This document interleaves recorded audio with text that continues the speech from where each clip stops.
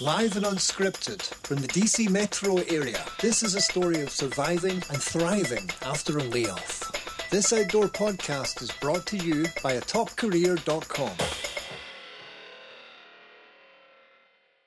Episode 21. Don't put all your eggs in one basket. Edith does her best to remain both optimistic and realistic after her interview. But this episode ends with quite a surprise that does prove that truth is stranger and often better than fiction. Several days after the interview for the job that I really want, I still haven't heard anything about whether I'm selected either for a second interview or as one of their top picks for the position. I thought I would have heard something by now, and I'm very aware that the more time passes, the slimmer my chances are. I'm still trying to be both optimistic and realistic at the same time, and I'm still going to venture to say that I've got a 50-50 shot at this. So I don't think anybody should put all of their eggs into one basket. And I also think it's really important for people in this situation to, as much as possible, remain on an even keel. In practicing what I preach in terms of emotional intelligence, reality testing is one of the components of emotional intelligence. And what that means is that you're assessing any given situation as realistically as possible, rather than as you wish or fear it to be. And that's so important in the job search process.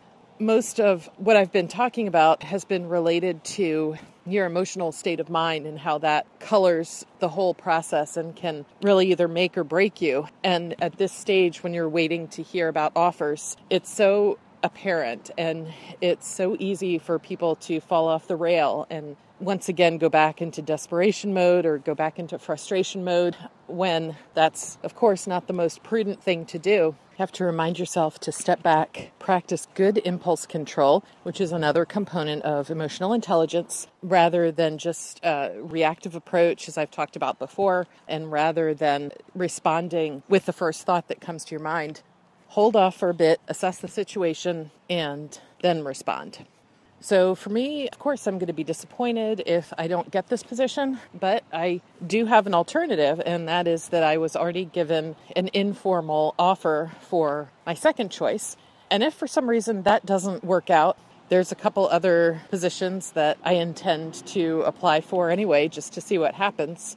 And it's not lost on me how lucky I am that, I've had this time to get myself together, that I have a pretty decent severance package, and that I have, most importantly, a really good network in place. And I want to just... At this point in our podcast, Edith had to suddenly stop recording because her telephone rang.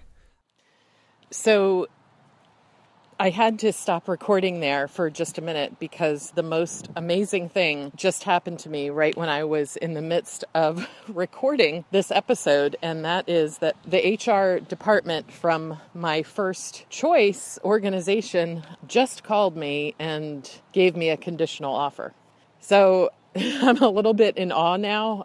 It's more money than the other position, but more importantly, it's what I really want to do and what I was hoping for. So I guess the next step in the process is that I have some paperwork to look over and to fill out, and then they go into a background check, which takes about a month to do the background check, and then I'll be good to go. So, I guess I really couldn't have hoped for anything better. I don't know what else to say right now, so I've still probably got this deer in headlights look, and here I am, walking in the park, and it's raining, so I guess I'm going to close this for now and just go back and ponder what just happened. Find Edith online at www.atopcareer.com. Thanks for listening.